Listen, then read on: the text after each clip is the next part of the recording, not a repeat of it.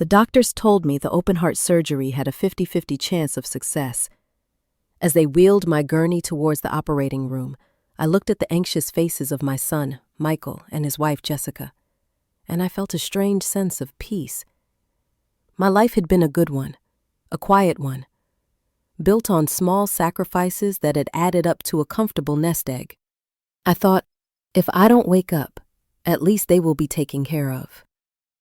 I was wrong about the odds. The surgery was a complete success, and the first thing I heard when I woke up was my son's voice, whispering to his wife about how soon they could get their hands on my money.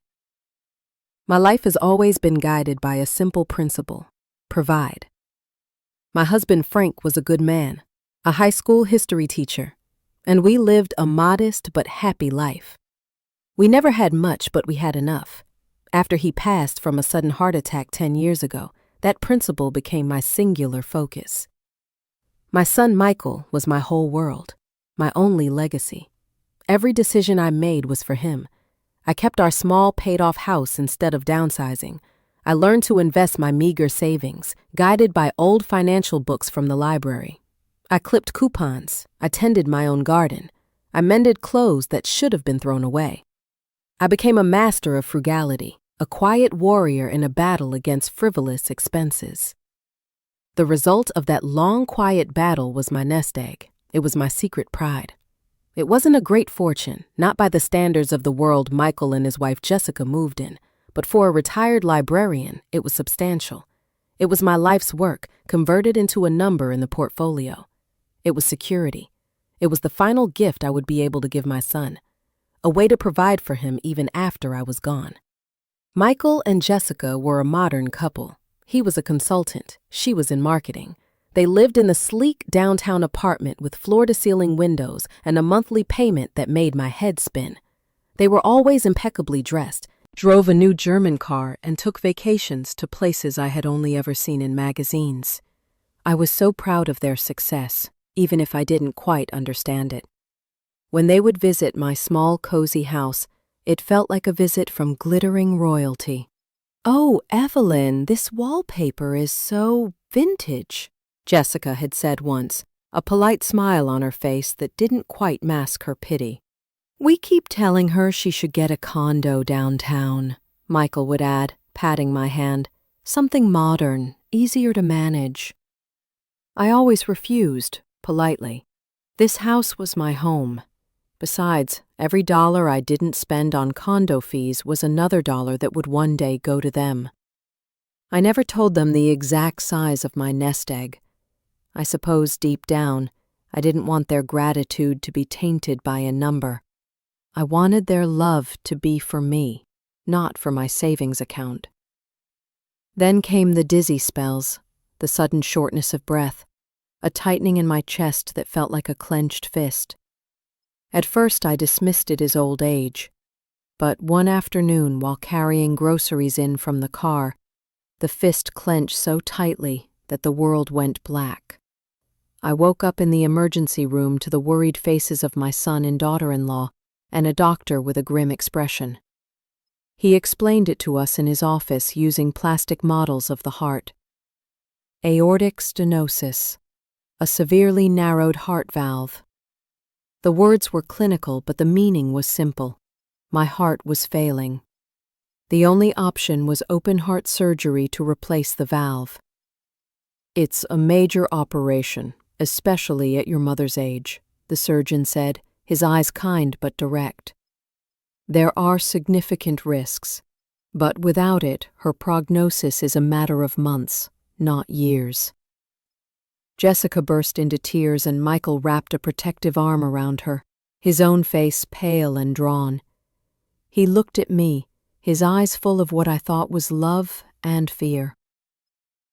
"We'll do whatever it takes, doctor," he said, his voice thick with emotion. "Whatever it costs. She's my mom. We just want her to be okay." In that moment, seeing them so distraught, so seemingly devoted to my well-being, my faulty, failing heart swelled with love. All my years of sacrifice, all my quiet saving and scrimping, it had all been worth it to raise a son who loved me so deeply. I felt like the richest woman on earth. I was putting my life in the hands of the surgeons, but I was putting my trust, my legacy, and my entire life's work into the hands of my son. I had no idea that only one of them was trying to save me. My world shrank to the four walls of a hospital room. It was a world of hushed voices, of the rhythmic beeping of monitors, and the antiseptic smell that clung to everything. The days leading up to the surgery were a slow, anxious crawl. In my vulnerability, my children became my anchors, my fierce protectors. Their devotion was a warm, comforting blanket, and I wrapped myself in it completely. They were a perfect team, a well-oiled machine of filial piety. Jessica was the minister of comfort. She arrived every morning with glossy magazines and celebrity gossip, a determinedly cheerful presence against the sterile white of the room. She would plump my pillows. She would moisturize my hands. She would tell me long, intricate stories about her marketing campaigns, stories I didn't quite follow, but which I appreciated for their vibrant energy. We had to cancel our trip to Bali, of course. She told me one afternoon, her voice full of theatrical self-sacrifice as she peeled a grape for me. I told Michael, "Our place is here with your mother. Nothing is more important." I remember feeling a pang of guilt that my failing health had disrupted their glamorous lives.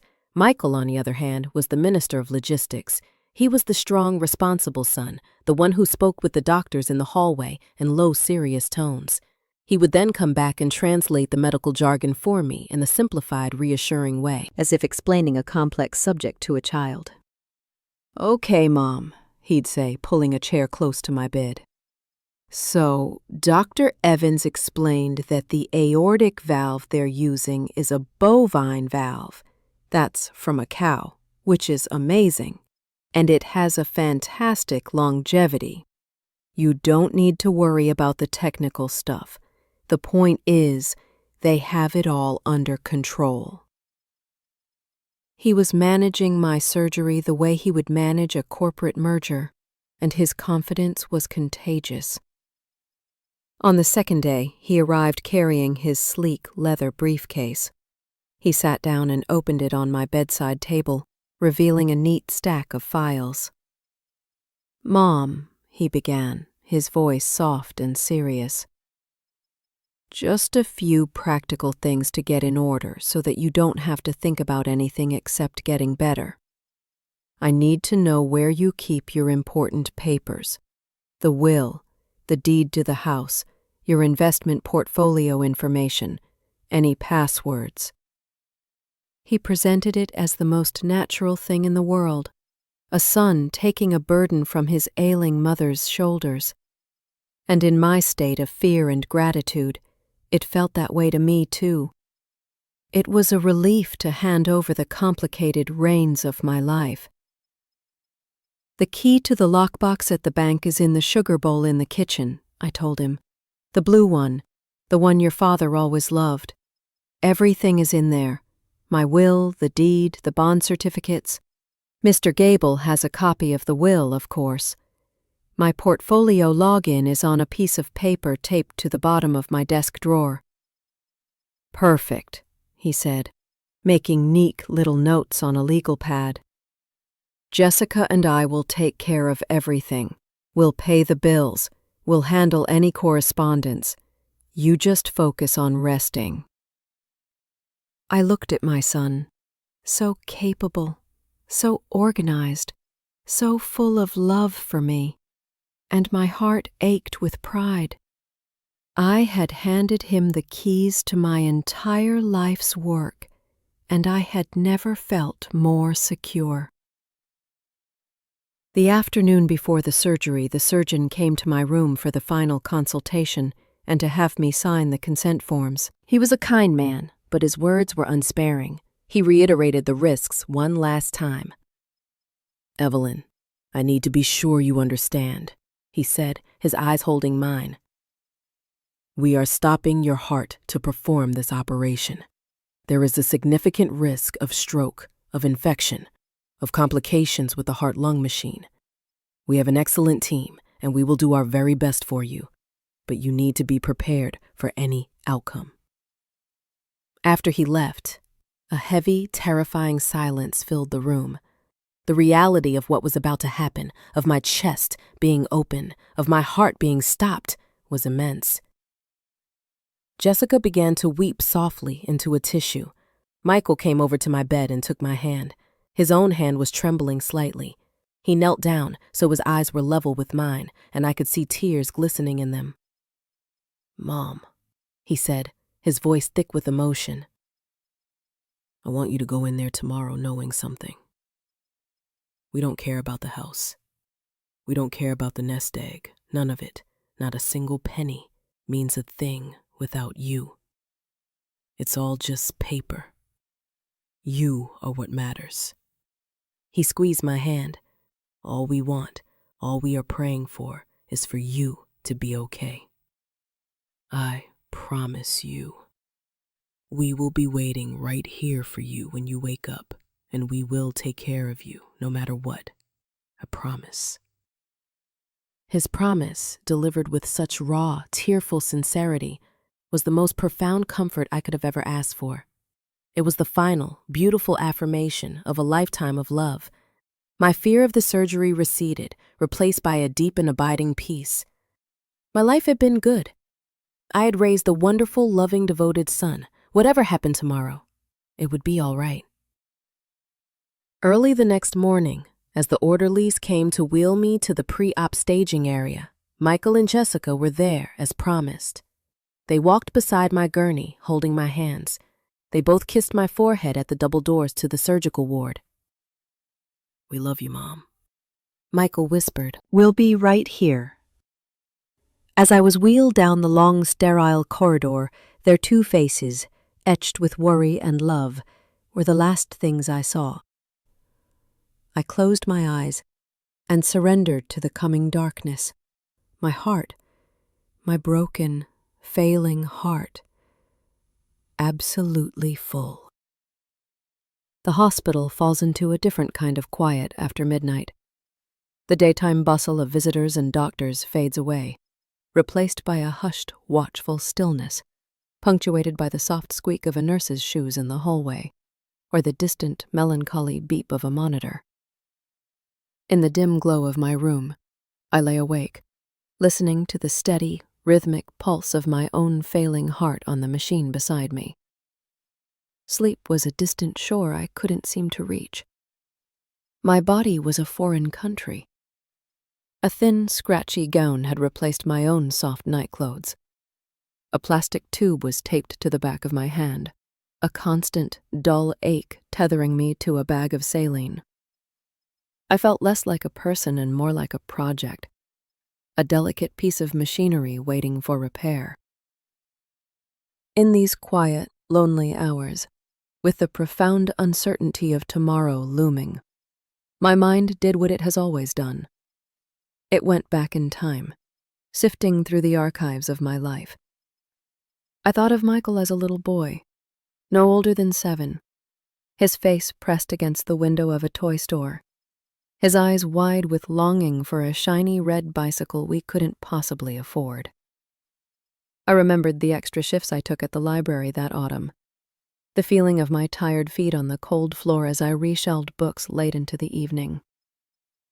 I remembered the look on his face on Christmas morning when he saw that bicycle, with a big, clumsy bow I'd tied to the handlebars. It wasn't just the joy in his eyes. It was the awe, the pure, unshakable belief that his mother could make magic happen. Lying in that hospital bed, I thought, and now he is here, trying to make magic happen for me. The memories came one after another. I saw him as a teenager, tall and lanky, his voice cracking with excitement as he talked about a debate tournament in another state.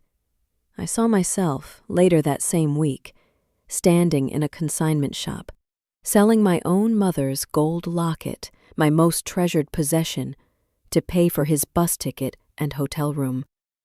The pang of that loss was still a faint echo in my heart, but it was dwarfed by the memory of his phone call a week later, his voice ecstatic after his team had won. My small sacrifice had bought him that soaring, youthful triumph. It had been a worthy trade. I thought of the day I sold Frank's old Mustang, the one we'd driven on our honeymoon. It had sat in the garage for years, a beautiful, dormant piece of my past. But Michael's college acceptance letter had arrived, and the tuition was more than I had saved. Selling that car felt like selling a piece of my own heart, a piece of my history with Frank. But when I saw Michael walk across the stage 4 years later, his diploma in his hand, his future stretching out before him like an open road, I knew I would have sold 1,000 cars for that moment. Each memory, each sacrifice was a brick in the foundation of his life. And now, seeing him by my bedside, so full of concern and devotion, seeing Jessica weep for me, it felt like the most beautiful validation of a life spent providing. My nest egg, the sum total of all those skipped dinners and mended coats and sold heirlooms, was not just money. It was a testament. It was the final, tangible expression of my love, a love that would continue to provide for him long after I was gone. To know it would be in the hands of such a good, caring man and his wonderful wife was the greatest comfort I could ask for. A nurse came in, her face illuminated by the glow from the hallway. She checked my IV, adjusted my blanket, her movements gentle and efficient. "Try to get some sleep now, Evelyn," she whispered. "You have a big day tomorrow." After she left, I closed my eyes. The fear of the surgery, of the knife and the unknown, was still there, a cold stone in the pit of my stomach, but surrounding it was a profound, overwhelming sense of gratitude. I wasn't afraid to die, not really. A life is measured by its love, and my life was full. I had been loved by a good husband, and I was adored by a wonderful son. What more could any woman ask for? My last waking thoughts were not a prayer for my own survival. They were a quiet, "Thank you. Thank you for giving me such a son. Thank you for bringing Jessica into his life. Please, just keep them safe and happy." As I finally drifted into a shallow, restless sleep, the image in my mind was of Michael's face, his eyes full of tears as he made his promise. "We'll be right here when you wake up." I slept, secure in that promise, in that love.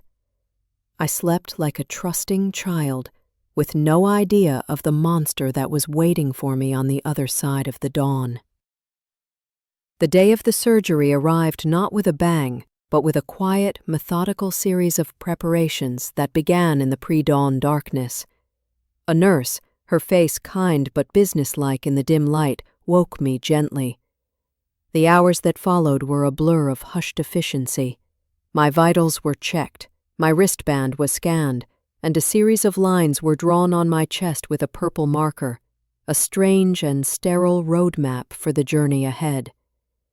The anesthesiologist, a calm man with reassuring eyes, came to my bedside. "Evelyn," he said, his voice a soothing baritone, "I'm going to give you something now to help you relax. It will feel like a pleasant warmth spreading through your arm. Just count backwards from 10 for me." I felt the prick of the needle, the cool rush of the fluid into my vein.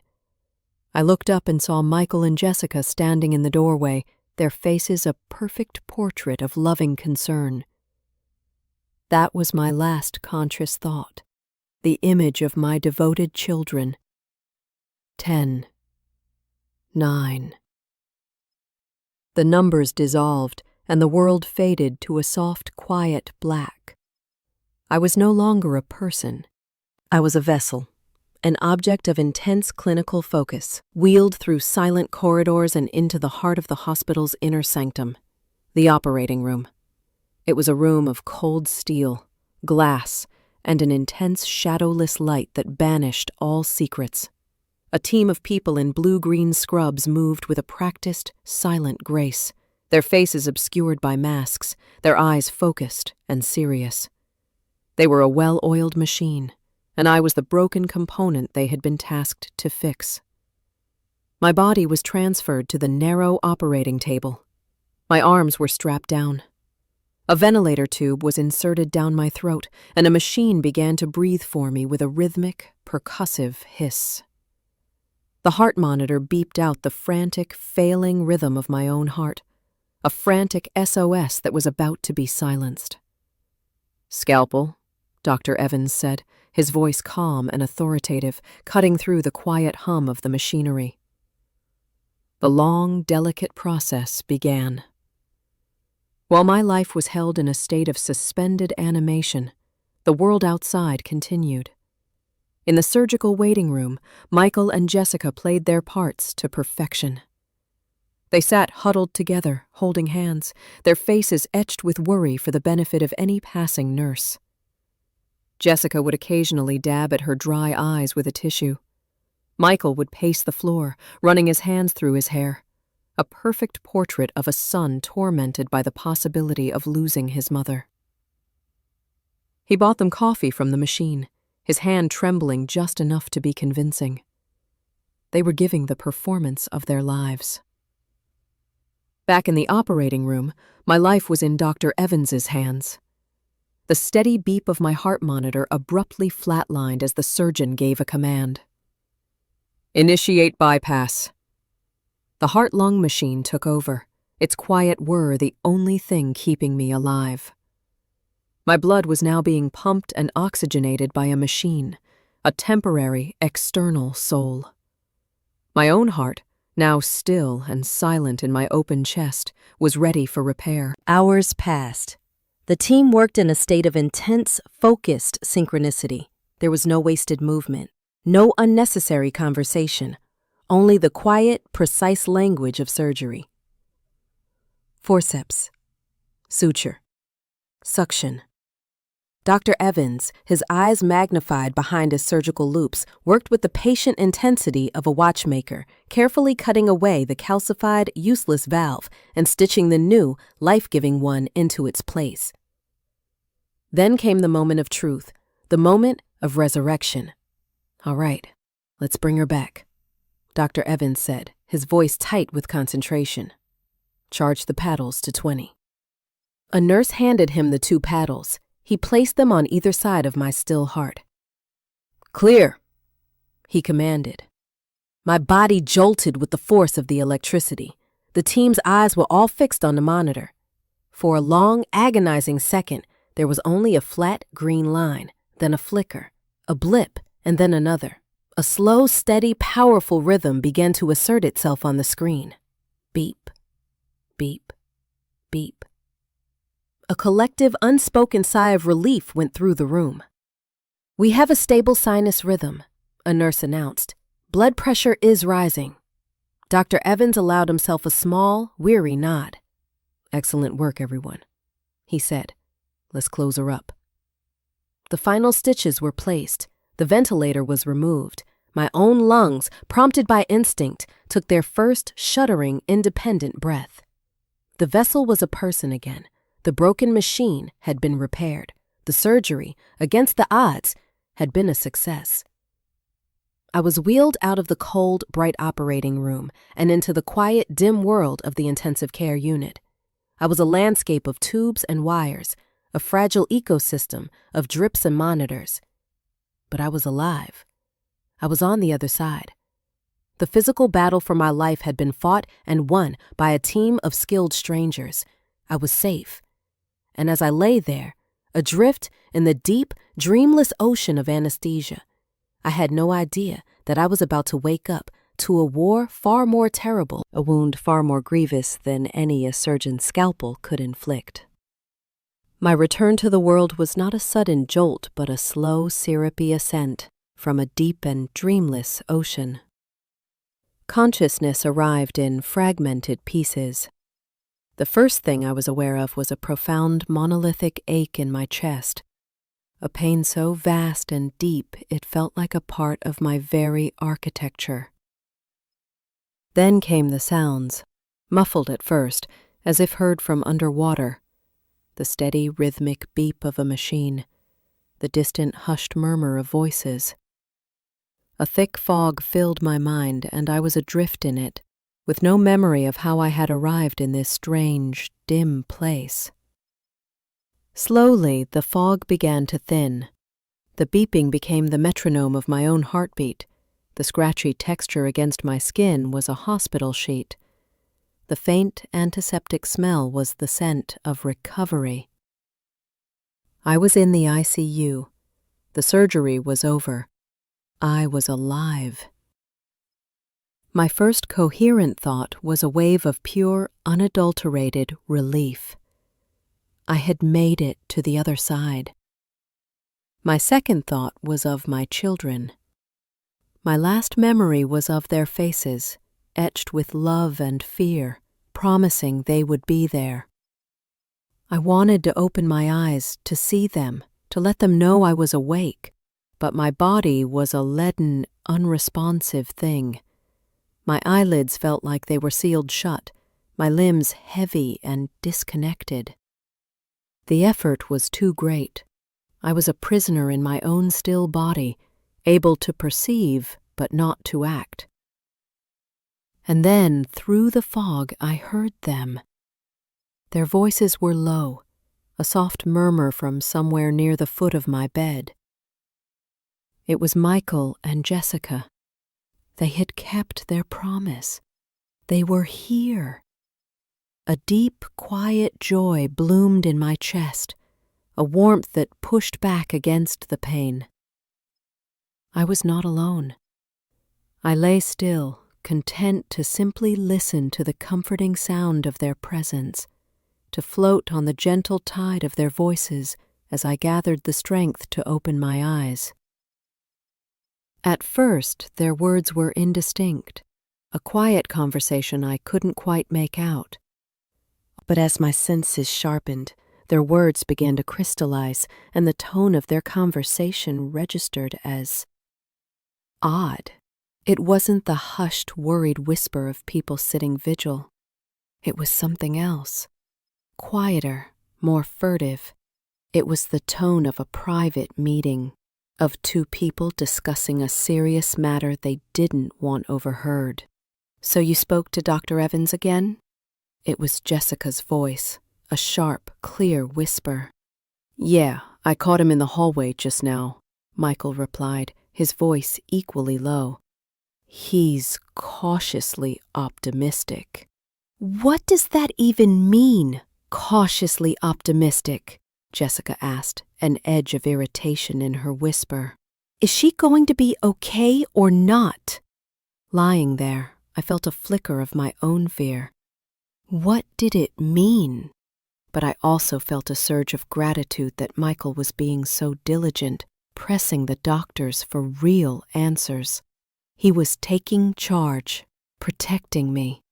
"It means the surgery itself was a technical success," Michael explained, his voice taking on the patient, slightly condescending tone he used when explaining complex things. "The new valve is in place, and it's working."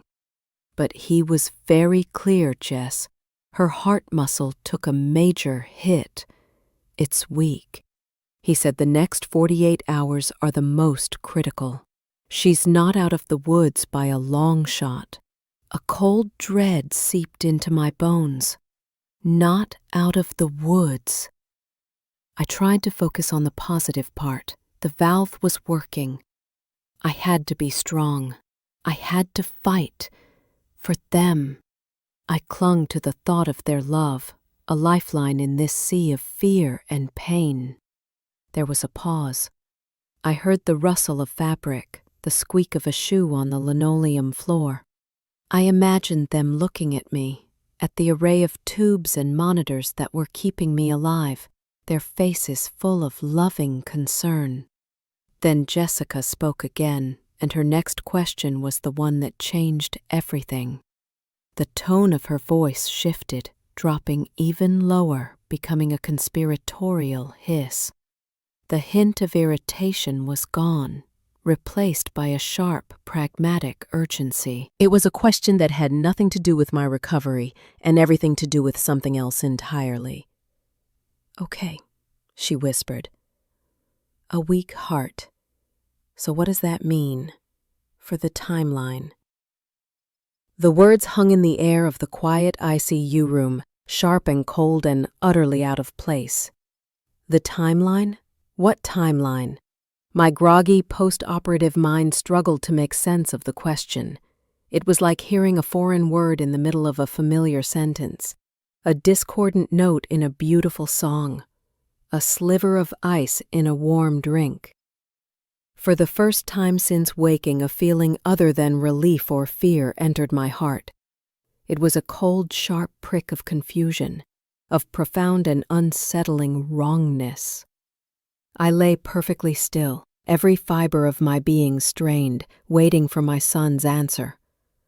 The question hung in the sterile air of the ICU, a cold, sharp-edged thing. What does that mean for the timeline?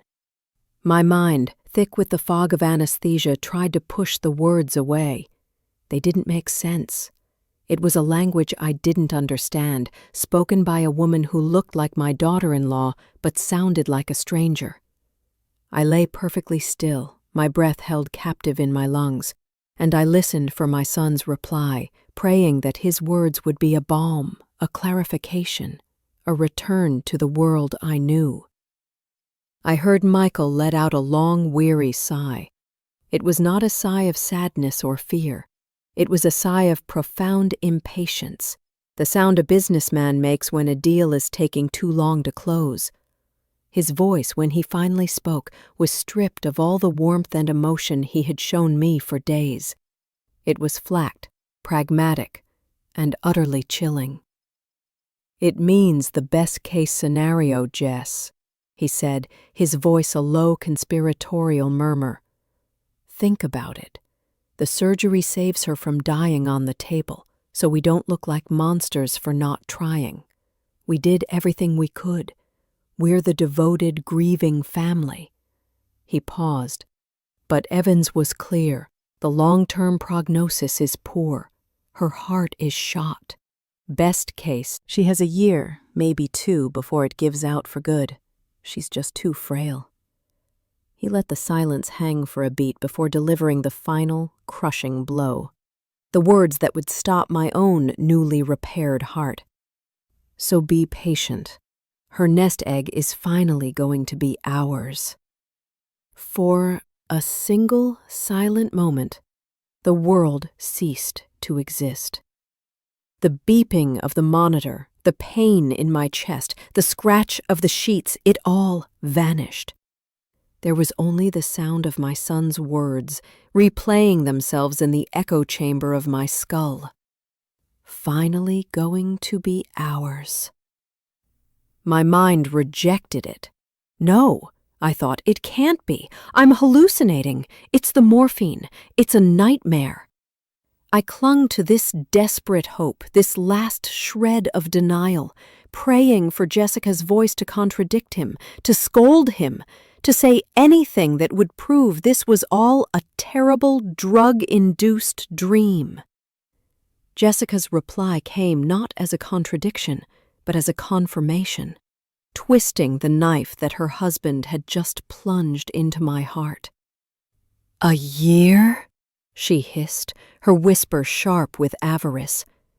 "God, Michael, I was hoping it would be quicker.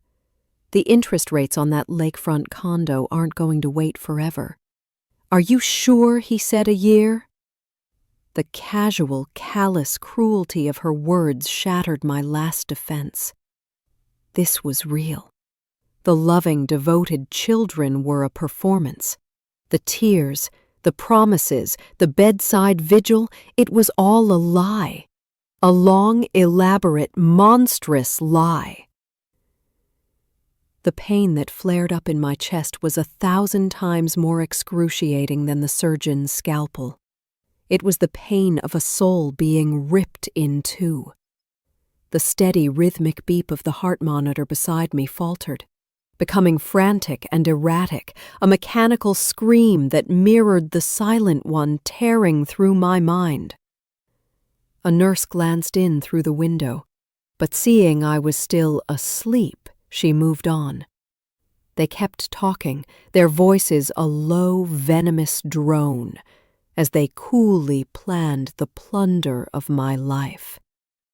"Did you get the key to the lockbox?" Jessica asked. "Yeah, right where she said it would be, in the old blue sugar bowl." "Pathetic," Michael scoffed. "I'll go to the bank on Monday morning. I want to see the statements, get a clear picture of exactly what we're working with. I bet it's more than she let on." "Good," Jessica said, "and we need to get her to sign over power of attorney as soon as she's coherent. Frame it as us wanting to manage her affairs so she can rest. It'll make liquidating the portfolio and listing the house so much easier when the time comes." Listening to them, I felt the initial, shattering agony begin to transmute into something else. The overwhelming grief began to cool, to harden. Lying there, paralyzed and helpless, a prisoner in my own body, forced to listen to my own children pick over my corpse before I was even cold, a new feeling was born in the ashes of my broken heart. It was rage, a cold, pure, incandescent rage that burned away the fog of anesthesia and the weakness of my recovery. They thought I was a frail, dying old woman. They thought I was a passive victim in the final act of their greedy play. They thought the game was already over. How wrong they were. Their quiet conversation came to an end. I heard their footsteps approach my bedside. I felt the soft, dry press of Michael's lips on my forehead. It was a ghastly parody of affection, a Judas kiss that made my skin crawl. "Rest up, Mom," he whispered to my still, silent form. "We love you so much." Then they were gone. The door to the ICU room clicked shut behind them, leaving me alone in the quiet, beeping darkness. But I was not the same woman who had been wheeled into this room. The loving, trusting mother was gone, replaced by a stranger I did not yet know. I was betrayed. I was heartbroken, and I was physically broken, but I was alive. My heart, the heart they were so eagerly waiting to fail, was beating with a new and terrible purpose. The fight for my life was over. The fight for justice was just beginning. The hours that followed their departure were the longest of my life. In the deep, sterile quiet of the ICU, broken only by the steady beep of the monitor that was tracking my newly repaired heart, I was adrift on a black ocean of pain. There were two pains, distinct and separate. One was the raw, physical agony in my chest, a deep burning fire where the surgeon had sawed through bone and stitched me back together. The nurses were kind, their faces floating in and out of my vision, their hands gentle as they adjusted my pillows and administered morphine through my IV. The drugs would dull the edges of that physical fire, turning the sharp, searing pain into a manageable, throbbing ache. But there was another pain, a second, deeper wound for which there was no medicine. It was the pain of my son's words, the sound of his voice, cold and pragmatic, as he discussed my impending death and the division of my assets. The morphine could not touch that pain. It was a cancer of the soul, a rot that had started in my heart and was now spreading through every inch of my being, poisoning every memory, every belief I had ever held dear. I lay motionless in the dark, my eyes wide open, staring at the perforated tiles of the ceiling. And I mourned. I did not mourn my own impending mortality. The doctors had saved me from that for a time. I mourned the death of my son, not his physical death, but the death of the man I thought he was, the good, kind, loving boy I had poured my entire life into raising. That boy was gone. In his place was a stranger, a cold-eyed vulture wearing my son's face, patiently waiting for me to die so he could pick my bones clean. It was a grief so profound, so disorienting, it threatened to drown me. My mind, a cruel and relentless archivist, began to replay the movie of my life. But this time the footage was tainted, re-edited through the horrifying lens of what I now knew. The memory of Michael's joy at his first bicycle was now spoiled by a terrible question. Was it the joy of a child, or the early thrill of a materialist acquiring a new possession? His pride in winning the debate tournament, was it pride in the accomplishment, or in the status it conferred? Jessica's condescending comments about my vintage wallpaper, the way her eyes had always scanned my home as if appraising its contents. It all clicked into place. They weren't just visiting. They were conducting surveillance. They were assessing their future asset. Every sacrifice I had ever made now felt like a fool's errand. The locket I sold, the car I gave up, the vacations I never took, I had thought I was investing in his future. I now saw that I had only been fattening a pig for market. My nest egg, the symbol of my life's love and sacrifice, was nothing more to them than a winning lottery ticket they were impatient to cash. The thought was so vile, so utterly soul-crushing, that a tear, hot and stinging, finally escaped my eye and tracked a slow, silent path down my temple and into my hair. It was in that moment, at the absolute nadir of my despair, that the rage returned. It was not the hot, explosive rage of before, but something colder and far more dangerous. It was the cold, hard clarity of a woman who had absolutely nothing left to lose. They had already taken everything that mattered, my love, my trust, my memories. All that was left was the money, and I would be damned if I let them have that. Lying in that bed, weak, tethered to a dozen machines, I realized a powerful truth. My weakness was my greatest strength. They believed I was a frail old woman with a broken heart, fading away. They believed their performance of love had been a complete success. Their arrogance, their underestimation of me, would be their undoing. They would be careless. They would be complacent. They would never in a million years suspect that the woman lying silently in this bed was not a victim, but a strategist, a general, planning a war from a hospital gurney. My objective became a single burning point of light in the darkness: justice. I would not let my life's work, the physical manifestation of my love for a man who no longer existed, become the reward for his monstrous betrayal. But I could not do it alone. I was trapped, physically weak. I needed an ally, a loyal friend from the world before this nightmare began. My mind raced through the possibilities, dismissing them one by one, until it landed on a single, solid name: Arthur Gable. My lawyer. But more than that, he had been Frank's friend, a man of quiet integrity who had helped us draft the very will my children were now so eager to execute. He knew our family. He knew our values. He would understand. He would believe me. The need to contact him became my singular focus. It was the first step on a long, new, and terrible road. The grief was still there, a great gaping wound in my soul, but it was no longer a paralyzing force. It was fuel. I looked at the monitor beside me, at the steady, rhythmic green line charting the beat of my own heart. To Michael and Jessica, that steady rhythm was a frustration, a countdown clock that was moving too slowly. To me, it was now the ticking of a different kind of clock, counting down the moments until their reckoning. The sun rose, flooding the ICU with a bright, indifferent morning light. The world outside my window was waking up, cars beginning to move, the city stirring to life. But my own world remained a small, hushed universe of beeps and tubes. My body felt like a battlefield the morning after the war, sore, battered, but blessedly still here.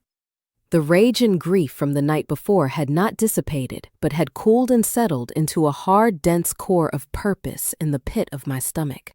My mission was singular: contact Arthur Gable. But lying there, with a ventilator tube still assisting my breathing and my limbs feeling like they were made of lead, I had never felt so profoundly helpless. The morning shift change brought a new face to my bedside. She was a woman in her late 30s, her name tag reading R.N. Diaz. She moved with a quiet, confident efficiency that spoke of years of experience in the high-stakes theater of intensive care. She wasn't overly cheerful like some of the other nurses. Her expression was calm, professional, and deeply observant. She checked my monitors, made notes on my chart, and adjusted my IV drip, her movements economical and precise. She leaned over me to check the pupils of my eyes with a small penlight. "Good morning, Evelyn," she said, her voice soft but clear. "The doctor was very pleased with your numbers overnight. You're doing well."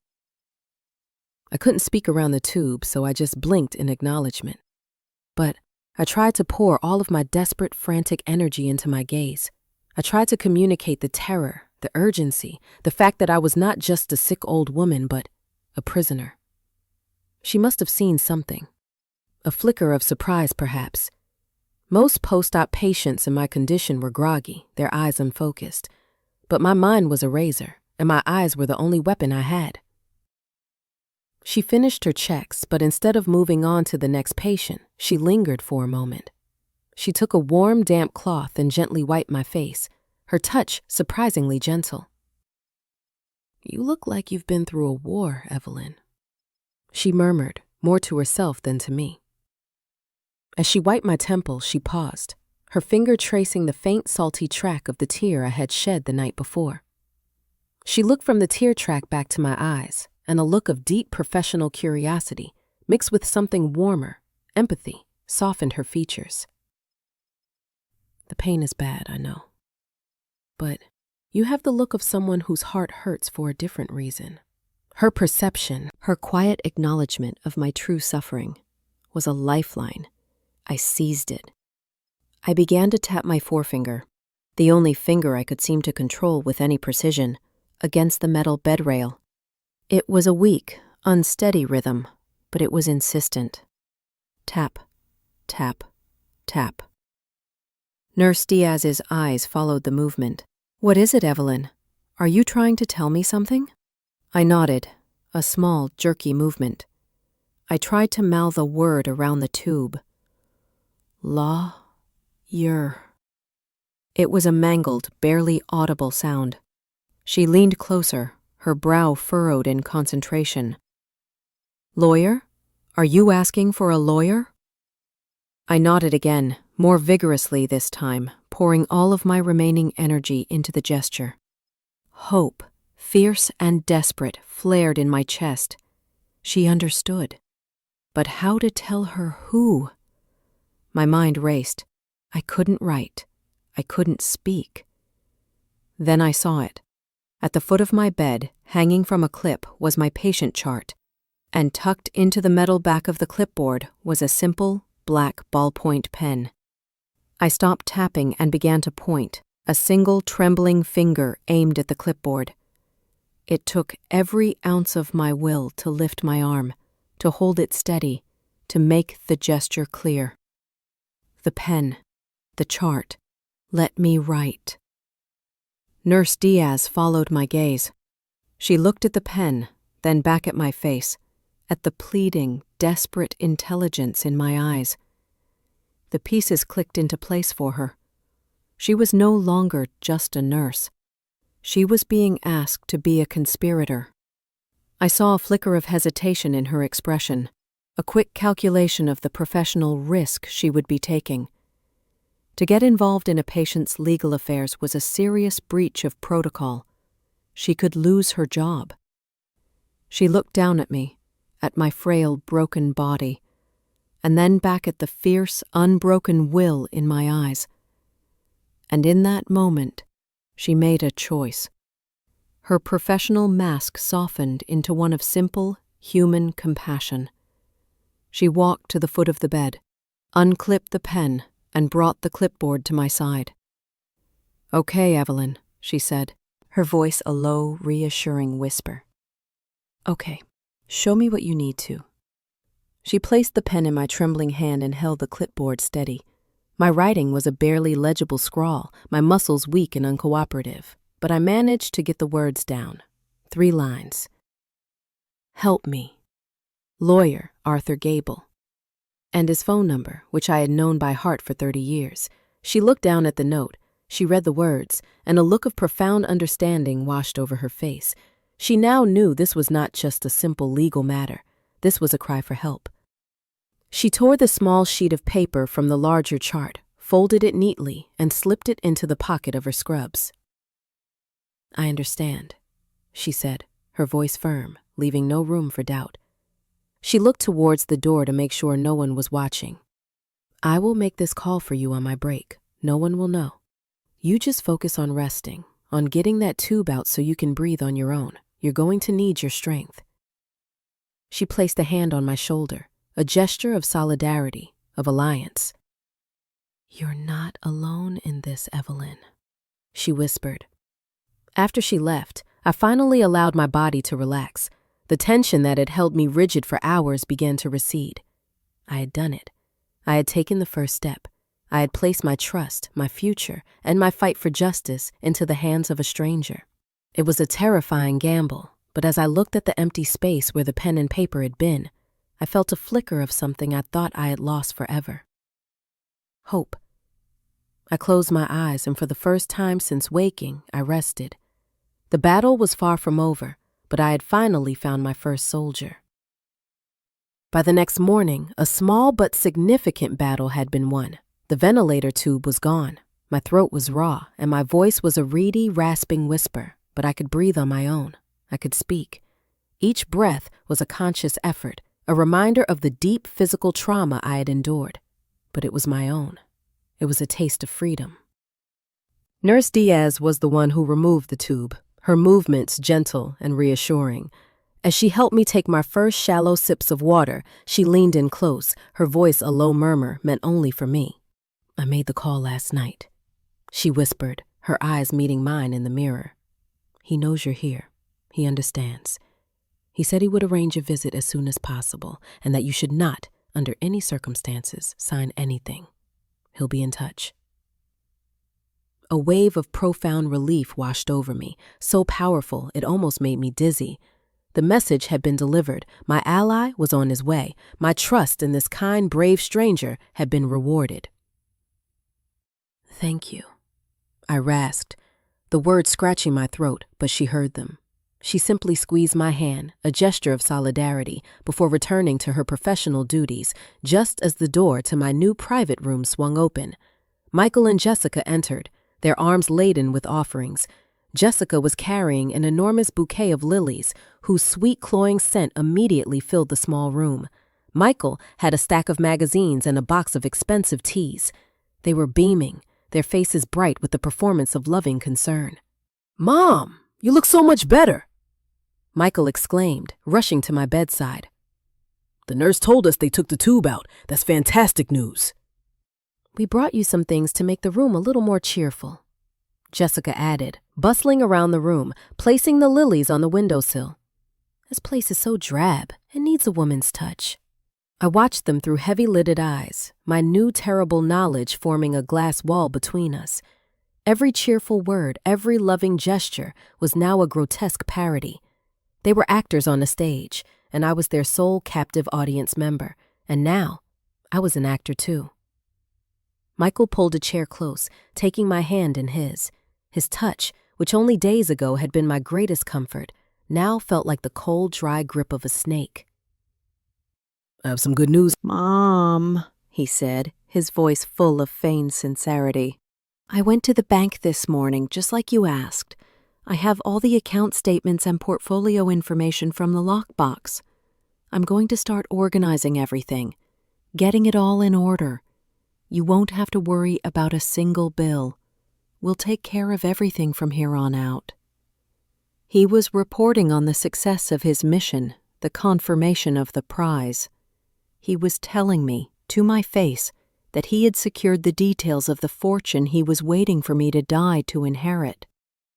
"Michael is just so good with all that financial stuff," Jessica chimed in, fluffing a pillow behind my head with a proprietary air. "It's such a relief to know he'll be watching over your portfolio. The market is so volatile these days, you really need someone with their finger on the pulse." They were justifying their theft before they had even committed it, framing their greed as a form of responsible stewardship. The audacity of it was breathtaking. And now came the true purpose of their visit. "Mom," Michael said, his voice becoming softer, more serious. "As I was looking through the paperwork, I realized something. All of your accounts are still tied up with Mr. Gable, and he's getting on in years.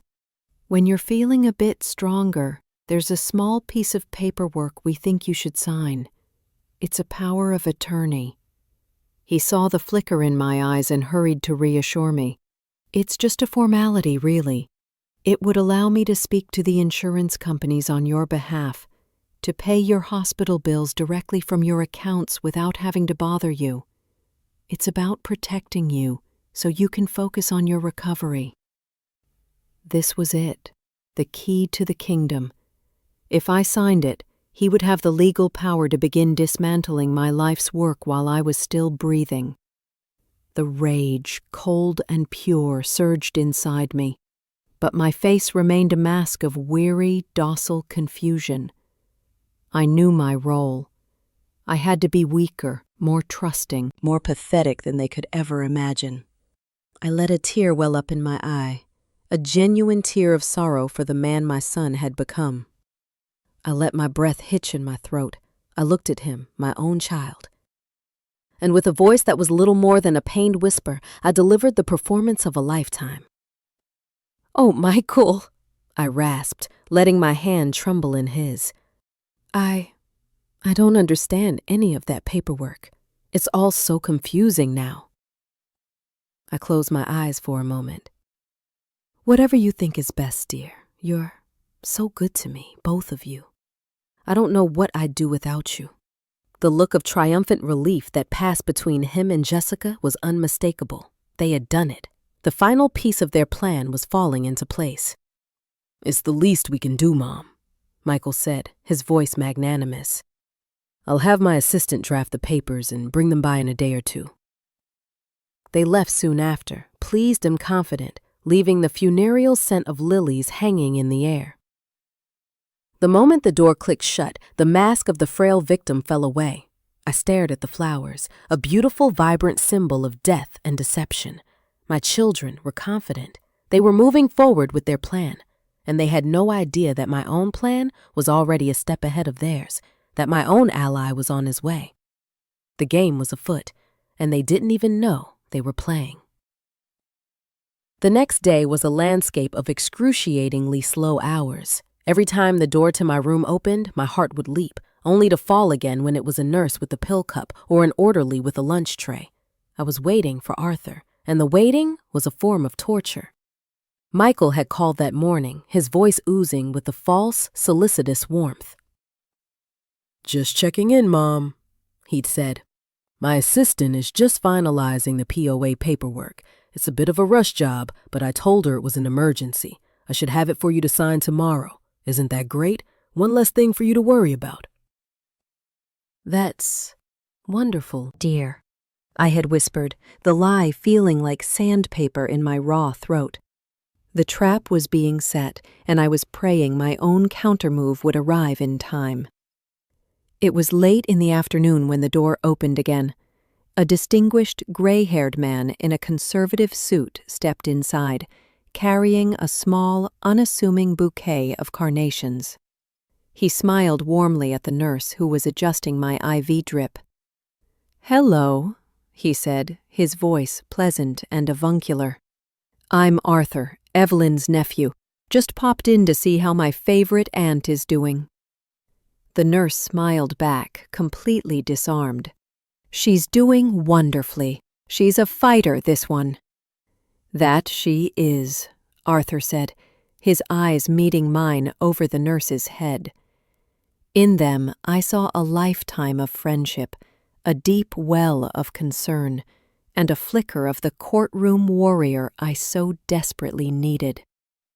He waited until the nurse had finished her tasks and left the room, closing the door quietly behind her. He immediately pulled his chair close to my bedside, the friendly nephew persona vanishing, replaced by the grim focus of a trusted advisor in a time of crisis.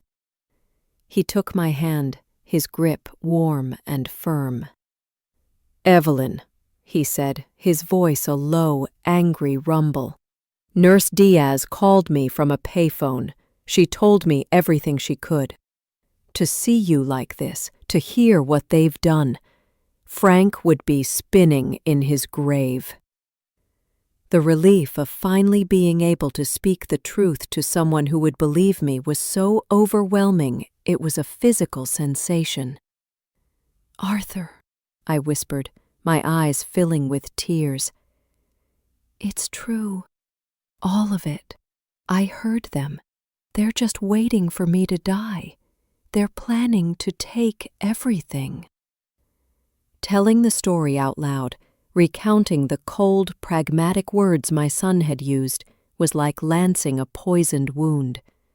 It was agonizing, but it was a necessary first step toward healing. Arthur listened, his expression growing harder and colder with every word I spoke. "The ghoulish, ungrateful little monsters," he said when I had finished. "To do this to you. After everything." He shook his head, his fury a comforting, validating presence. "They're bringing a power of attorney form for me to sign tomorrow," I added, my voice trembling slightly. "They think I'm too weak and confused to understand it. That," Arthur said, his eyes narrowing, "is the final piece of the puzzle.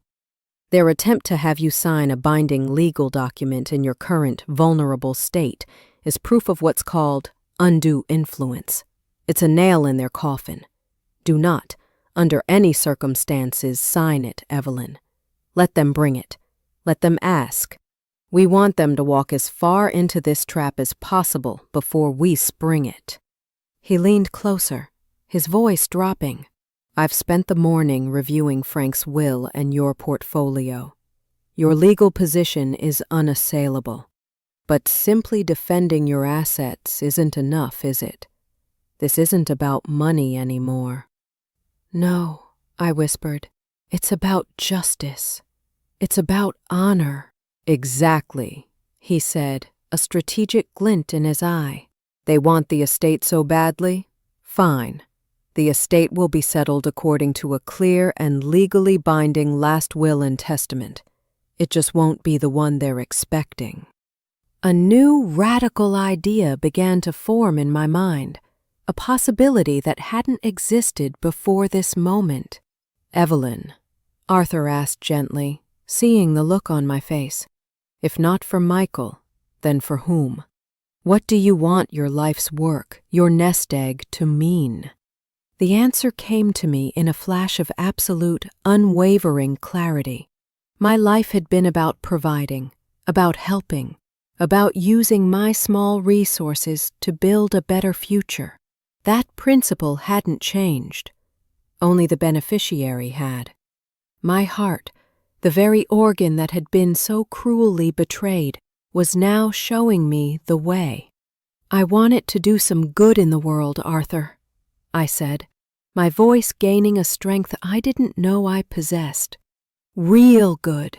I want to help children with hearts like mine, whose parents don't have a nest egg to pay for the kind of care I've received. I want every penny to go to pediatric heart research." A slow, genuine smile spread across Arthur's face. "A brilliant, fitting, and beautiful choice, Evelyn," he said. "I will draft a new will immediately. It will be simple, direct, and ironclad. It will revoke all previous wills and name the Children's Hospital Heart Foundation as the sole beneficiary of your entire estate. Everything, the house, the portfolio, every last dime." He stood up, his purpose clear. I will need a witness for the signing. Would Nurse Diaz be willing? She would, I said with complete certainty. Good, he said. I will have the documents ready by tomorrow afternoon. I'll come back then, again as your nephew. We will sign it, and we will file it. And then, we will simply wait for your children to make their next move. He left the carnations on my bedside table. After he was gone, I looked at them, their simple, unassuming flowers a stark contrast to the funereal lilies Jessica had brought. I felt exhausted, my body weak and aching from the surgery, but my spirit, which had been so close to breaking, now felt stronger than ever. I was no longer a victim waiting for the end. I was a commander who had just given the decisive order. My children thought they were about to secure their inheritance. They had no idea I was about to give it all away. True to his word, Michael arrived the next morning, his briefcase in hand and a strained, purposeful smile on his face. Jessica was with him, carrying a small, cheerful pot of orchids that looked jarringly out of place in the sterile room. They were radiating an impatient energy, the energy of people on the verge of closing a long and tedious deal. "Good morning, Mom," Michael said, his voice a little too loud, a little too cheerful. "Feeling stronger today?" "A little," I whispered, allowing my eyelids to flutter as if the effort of speaking was almost too much. I had rehearsed this in my mind all morning. I had to be the picture of pathetic fragility. "That's great to hear," he said, pulling a crisp file folder from his briefcase. "I have that little piece of paperwork we talked about. Just a formality. If you can just give us a quick signature, we can get it filed, and you won't have to think about it again." He clicked a pen and placed it in my hand, holding the document open on my lap tray. It was the power of attorney, a dense page of legal text that gave him sweeping control over my entire financial life. I looked down at it, my heart pounding a steady, furious rhythm against my ribs. I lifted my hand, the pen held loosely in my fingers. And then I let it tremble. It was not a difficult thing to feign. My body was still weak from the surgery, and the rage and sorrow churning inside me provided a genuine tremor. My hand shook so violently that the tip of the pen danced across the page, unable to form a single coherent letter. "Oh dear," I whispered, my voice a pathetic, quavering thing. I let my hand fall back to the bed, the pen clattering onto the tray. "I'm so sorry, Michael. My hand is just shaking so much today. The nurse said it's a side effect of one of the new heart medications." I looked up at him, my eyes wide and full of fake, helpless tears. "I don't think I can sign anything today. I'm just so weak. Maybe tomorrow, when I'm feeling a bit stronger." I watched the flash of raw, unfiltered frustration that crossed his face before he could hide it behind his mask of loving concern. Jessica's cheerful smile tightened at the corners. My pathetic, trembling hand was a frustrating, unexpected delay to their payday. "Of course, Mom, of course," Michael said, his voice tight. "Don't you worry. You just rest. We can always do this tomorrow." He patted my hand, a gesture that was meant to be reassuring but felt like a threat.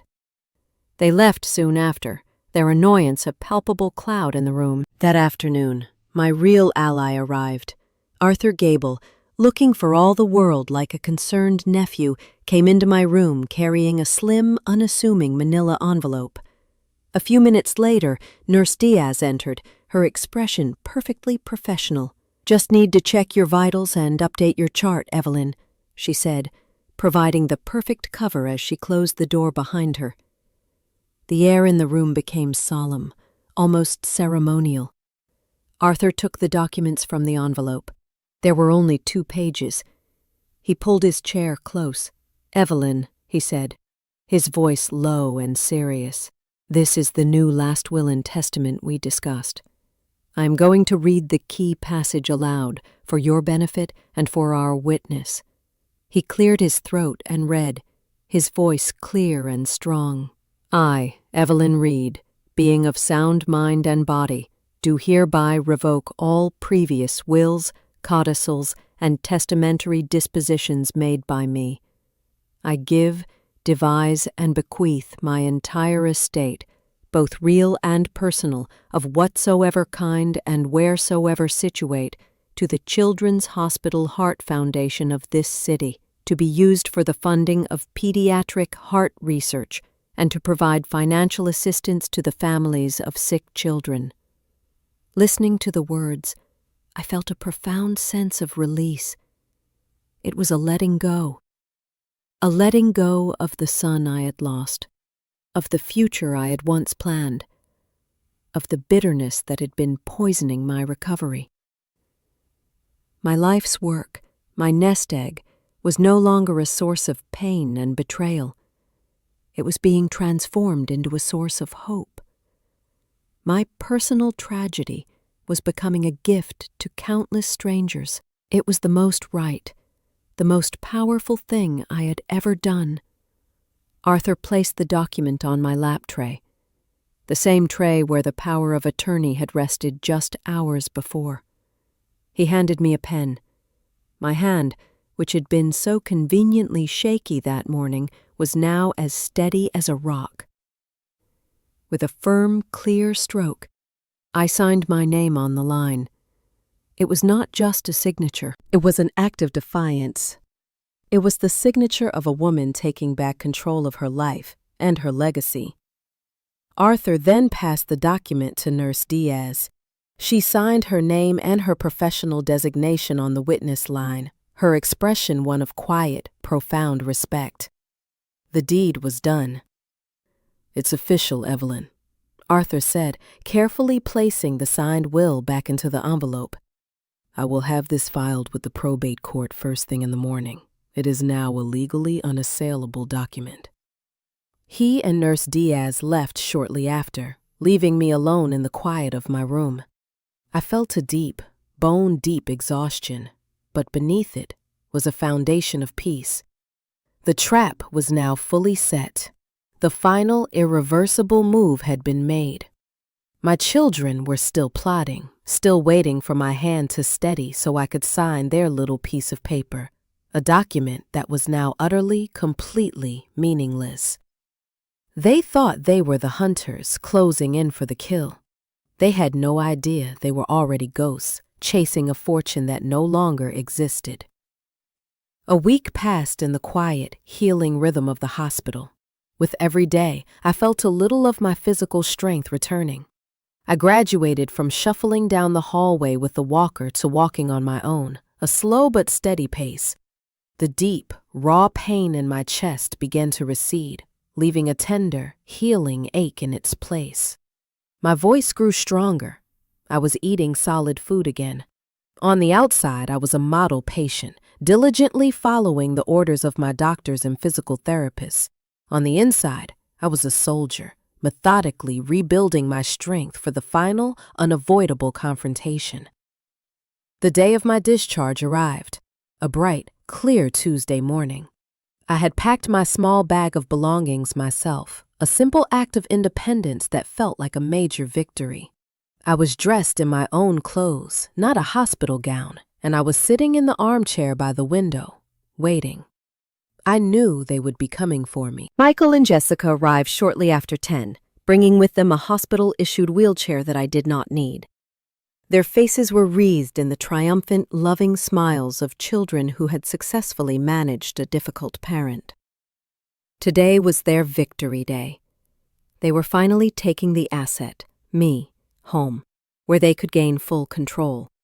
"Mom, you're all dressed and ready to go," Jessica chirped, her cheerfulness so bright it was almost blinding. "You look 100 times better." "The doctor said your recovery has been remarkable," Michael added, patting my shoulder. He gestured to the wheelchair. Now, let's get you settled in this. We don't want you overdoing it on the way to the car. I allowed them to fuss over me, to gently guide me into the wheelchair. I played the part of the frail but grateful survivor, thanking them for their boundless care. Their performance was as flawless as ever, but now I could see the cracks in the facade, the hungry, impatient greed that glittered in their eyes. "We've got the house all ready for you," Jessica said, as she draped a blanket over my knees. "I went over yesterday and stocked the fridge with all your favorites, and I've arranged for a home health aide to come by 3 times a week just to help with the little things. We'll have her bill your insurance directly, of course." They had already invaded my home. They were already managing my life, spending my money. "And I've got the POA papers right here in my briefcase," Michael said, giving the case a confident pat. "Once we get you home and settled, we can get that little piece of business out of the way. It will be such a relief for all of us to have that sorted." "You two think of everything," I said, my voice soft. "I don't know what I would do without you." Inside, my heart was a block of ice. I felt a strange, clinical detachment, as if I were a sociologist observing the bizarre rituals of a foreign tribe. These 2 people were not my children. They were strangers, and I was simply waiting for the play to reach its final, inevitable scene. Michael took the handles of the wheelchair. "Well, let's break you out of this place, shall we?" he said, his voice full of a victor's magnanimity. He began to push me towards the door. This was it. The moment they believed they had won. They had their mother, weak and compliant. They were taking her home, where they could isolate her and finalize their control over her assets. Their future was so close they could taste it. And then the door opened. Standing in the doorway, blocking our exit, was Arthur Gable. He was dressed in a dark, impeccable suit, his expression formal and serious.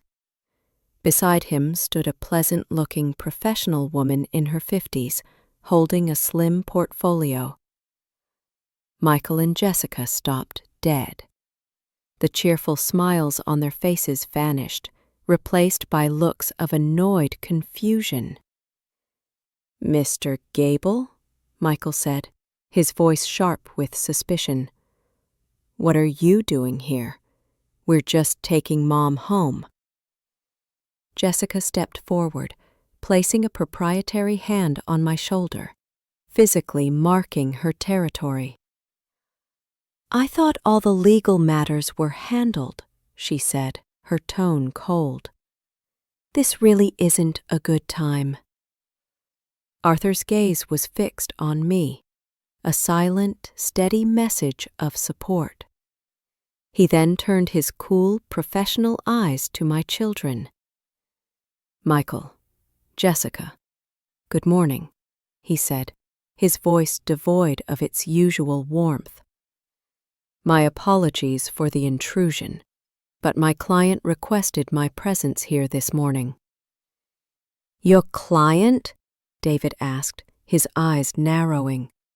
"What client?"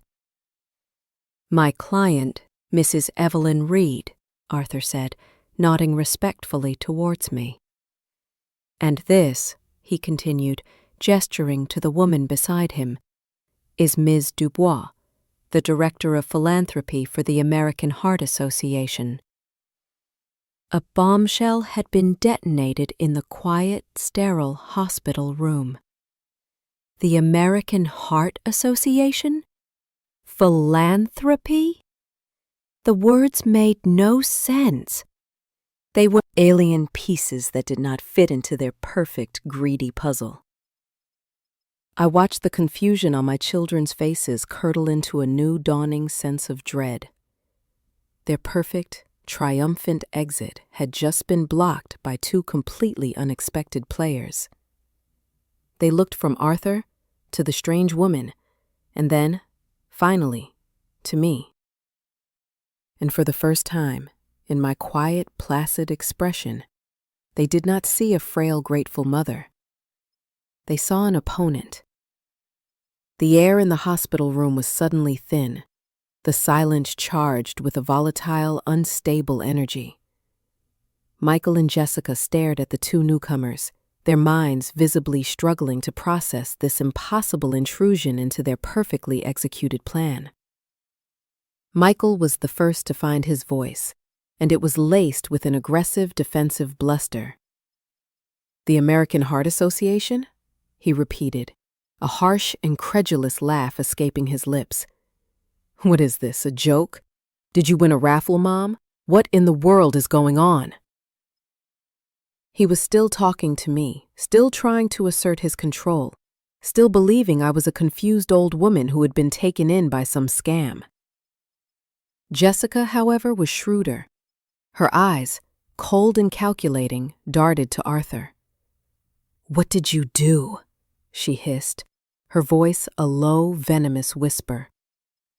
"What have you been telling her? She's been recovering from major surgery. She's not in her right mind."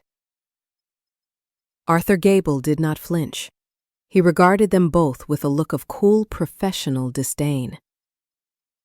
"On the contrary, Ms. Albright," he said, his voice as calm and steady as a rock, "I have found my client's mind to be sharper and clearer than ever before. She has simply been making some final arrangements.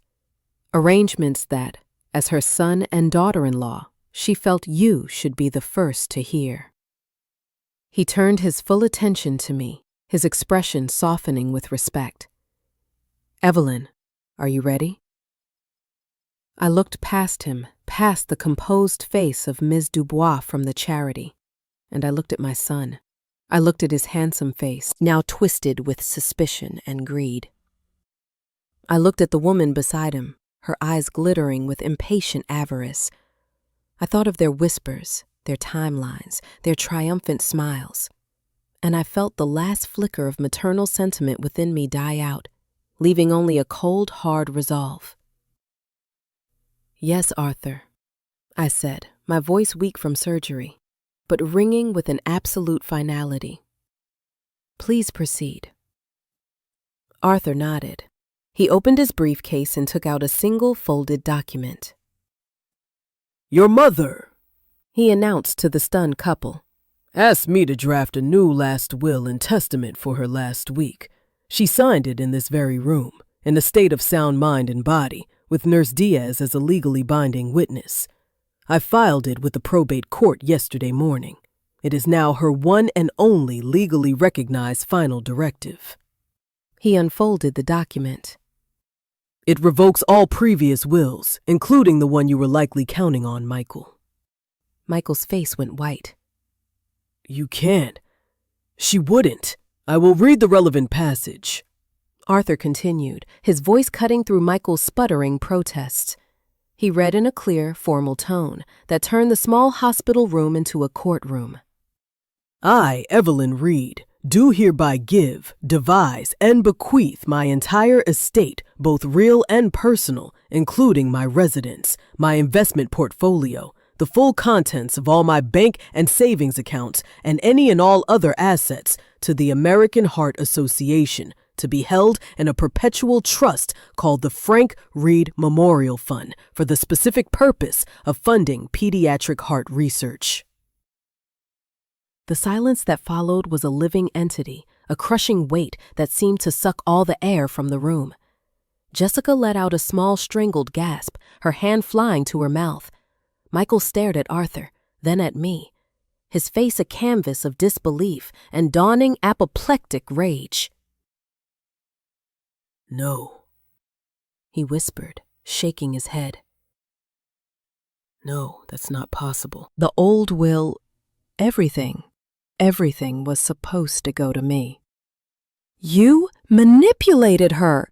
Jessica shrieked, her voice a shrill, ugly thing, her carefully composed mask finally shattering. She pointed a shaking finger at Arthur.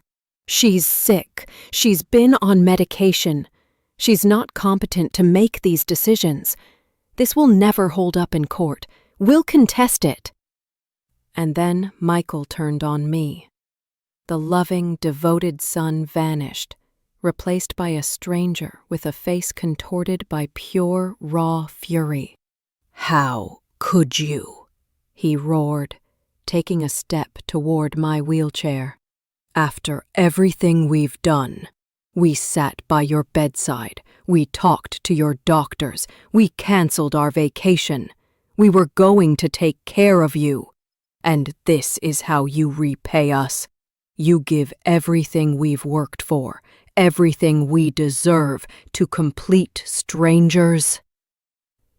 I looked up at my son, this raging, greedy man, and I felt nothing but a vast, empty pity. The time for whispers, for weakness, was over. "Taking care of me, Michael?" I asked, my voice quiet, but it sliced through his anger and silenced him. "Or were you taking inventory?" He stared at me, his mouth agape. "You thought I was unconscious," I continued, my voice gaining strength with every word of truth. "The day after my surgery. But I was awake. I heard you. I heard Jessica ask about the timeline. I heard you tell her my heart was weak, that I wouldn't last the year." I held his gaze, not allowing him to look away, forcing him to face the reflection of his own treachery. "I heard you say it, Michael. Your own words. I will never forget them as long as I live." I took a breath. "You said, 'Her nest egg is finally going to be ours.'" The color drained from his face. Jessica looked as if she had been turned to stone. They were exposed. Not by a lawyer, not by a document, but by me. Their loving care, their bedside vigil, their entire performance had been revealed for the disgusting lie that it was. There was no defense. Ugly, soul-crushing horror of being truly and completely seen. The silence that followed my final words was absolute. It was the silence of a void, the sound of a family that had just ceased to exist. Michael and Jessica stood frozen, the blood drained from their faces, their eyes wide with the sheer, soul-crushing horror of being so completely and utterly exposed. The architects of a grand deception, they were now buried under the rubble of its collapse. There were no more lies to tell, no more performances to give. There was only the ugly, undeniable truth hanging between us in the sterile hospital air. It was the woman from the American Heart Association, Ms. Dubois, who mercifully broke the spell. She stepped forward, her eyes shining with unshed tears, and she addressed only me. She acted as if Michael and Jessica were not even in the room. "Mrs. Reed," she said, her voice thick with genuine emotion, "on behalf of our foundation, and on behalf of the countless children whose lives will be touched by your extraordinary generosity, I have no adequate words. Your legacy will save lives. Thank you. Thank you for turning your pain into so much hope for others." Her words created a stark, brutal contrast. In the same room where my children had plotted to turn my life's work into a luxury condo and a new car, this stranger was speaking of saving lives and creating hope. The gulf between their world and mine was now an unbridgeable chasm. Arthur Gable then took charge, his tone crisp and final. He looked at Michael and Jessica, who still seemed to be in a state of shock. "I believe our business here is concluded," he said, closing his briefcase with a sharp, definitive click. "The hospital will be forwarding all of your mother's bills directly to my office for payment. You will not be required to manage anything. Any further communication regarding your mother, or any of her personal effects still in your possession, can be directed through me." He had become a wall between us, a permanent legal barrier. He had officially, and with their own actions as justification, severed their access to me. Jessica was the first to move. Her face was a pale, blank mask. She grabbed Michael's arm, her fingers digging into his sleeve, and pulled him towards the door. She didn't look at me. She didn't look at anyone. Her only instinct was to flee the scene of her own humiliation. Michael, however, hesitated. He turned and gave me one last look. The rage was gone. The greed was gone. All I saw in his eyes was a vast, hollow emptiness. It was the look of a man who had just gambled away his soul and lost. Then he turned and let Jessica pull him out of the room. The door clicked shut behind them, and they were gone. The departure of their toxic presence left a vacuum. I let out a long, shuddering breath I didn't realize I had been holding, and my body, which had been running on pure, cold rage, suddenly remembered the trauma of the surgery. A wave of exhaustion, so profound it was dizzying, washed over me. "We should let you rest, Evelyn," Arthur said gently, his voice full of concern. "I'd like to be involved," I whispered to Ms. Dubois. "Once I'm stronger, with the foundation, if I can."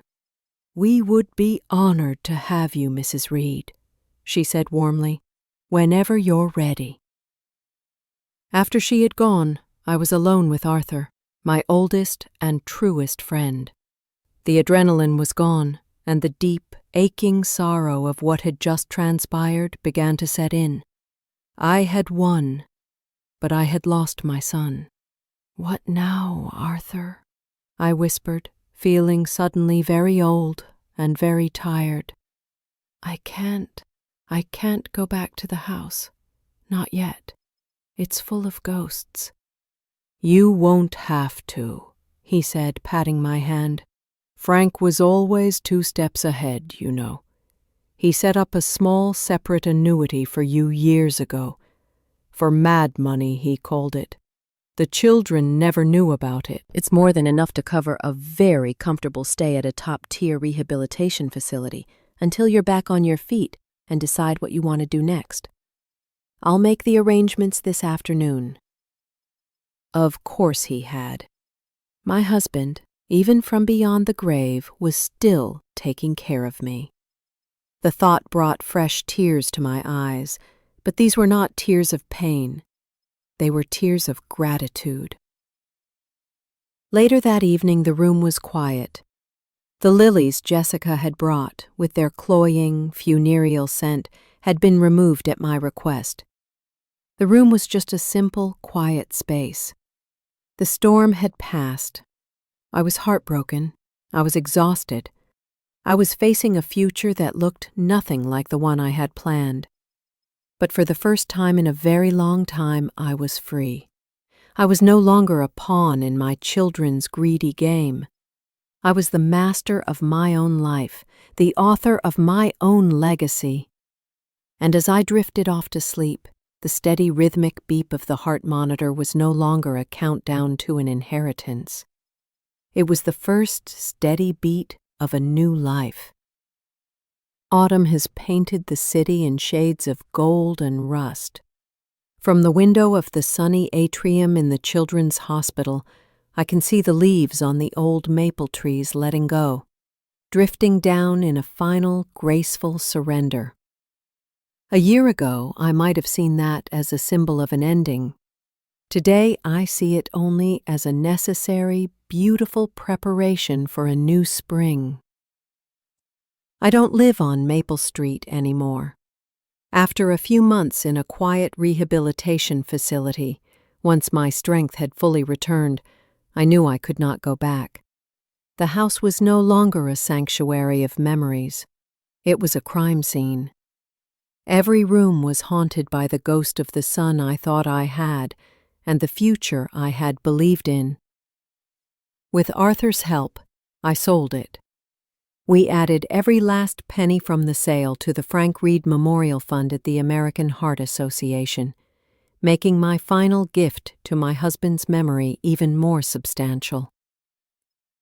My new home is a bright, modern apartment in a managed care community for seniors. It is a place I chose for myself, on my own terms. It is not a gilded cage, but a launching pad. From here, I live my life. And my life, to my own surprise, has never been fuller. 3 days a week I come here, to the pediatric cardiac wing. They call me the story lady. I read to children who are recovering from the same surgery that I endured. They are my kids now. I see the fear in their parents' eyes, and I can speak to them with a unique kind of empathy. I show the children the faint, silvery scar that runs down my own chest. I have a zipper, just like you, I tell them. It's what makes us members of the same brave club. I see their small, uncertain smiles, and I feel a sense of purpose that is more profound than any stock portfolio. I have not heard from Michael or Jessica since that day in the hospital. I do not know where they went or what became of them. The legal wall Arthur built between us has remained silent and unbreached. In the beginning, the silence was a constant, aching void. I had not just lost a son. I had lost my entire past, my life's purpose as I had understood it. But slowly, painstakingly, I have built a new life. A new purpose, a new family. My family is now Ms. Dubois from the Foundation and Nurse Diaz, who I have lunch with every month. My family is the dedicated doctors and nurses on this ward. My family is the scared, brave children who let me hold their hands. My son thought my nest egg was a pile of money, an inheritance to be claimed. He never understood that it wasn't money at all. It was a vessel, a container for all the love and sacrifice of a lifetime. The vessel is not broken. I have simply poured its contents into a much, much larger garden. I sit here in the atrium, a cup of tea warming my hands, and I can feel the steady, rhythmic beat of the new valve in my chest. It is a quiet, powerful, dependable rhythm. For so long, my heart had beaten only for my son. It beats for so many more. The surgeons fixed the muscle and the tissue, but I had to heal the rest of it myself. I have learned that the only cure for a broken heart is to give its pieces away. Each story I read, each hand I hold, each smile I receive from a recovering child is a small act of repair. My life is not what I planned. It is smaller in some ways, and infinitely larger in others. I have found a new beat, a new rhythm to live by. It is a quiet life, but it is a good life. It is my life, and it is enough.